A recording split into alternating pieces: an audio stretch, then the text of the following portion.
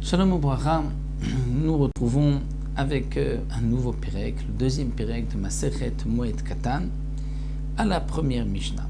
La Mishnah nous enseigne Mishe Hefach et Zetav, quelqu'un qui a retourné ses olives, c'est-à-dire que les olives, lorsqu'on les cueillait de l'arbre, on les mettait dans un ustensile qui était appelé un ma'atan. C'était là-bas que les olives étaient entreposées, et lorsqu'elles étaient les unes sur les autres, elles mûrissaient. Et lorsque on voulait écraser, presser les olives pour récupérer leur huile, c'est à ce moment-là qu'on retournait un petit peu les olives dans ce récipient. Et si une fois qu'on a remué les olives, on ne va pas les presser tout de suite, elles vont s'abîmer.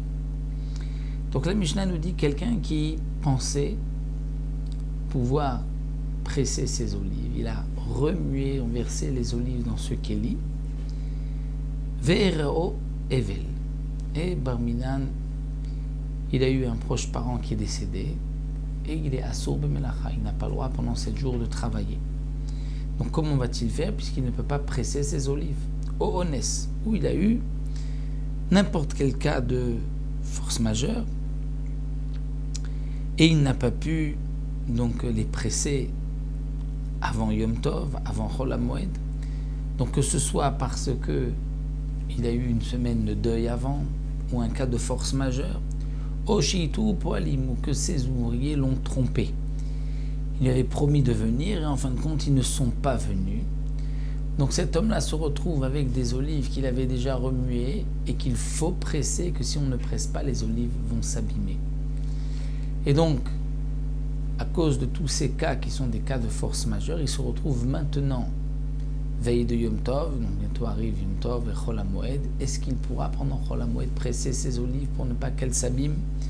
La Mishnah nous dit oui, Toen Kora Rishona. Il pourra mettre dessus la première poutre qui permettait d'écraser et de presser les olives. Ou Manicha Lachar HaMoed. Et il la laisse jusqu'après la fête. Et donc petit à petit, les olives vont faire sortir leur huile, et donc ça c'est permis. Donc Toen Kora Rishona, la première poutre, ou Manicha la Ramoed, il la laisse jusqu'après la fête d'Ivre Rabbi Yehuda, sont les paroles de Rabbi Yehuda. Donc le Barthénoura précise, il pourra le faire une fois, mais pas une deuxième fois, parce que la première fois, sans ça, les olives s'abîment. Une fois que ça a déjà été posé déjà une poutre, même si on ne pose pas une deuxième, il n'y a pas de perte. Ensuite, la Mishnah poursuit, Rabbi Yossé Omer, Zolef vegomer vegaf kedarko. Pour Rabbi Yossé, non. Zolef, c'est-à-dire il pourra verser les olives dans le pressoir. Vegomer, il pourra terminer, c'est-à-dire presser comme il a l'habitude.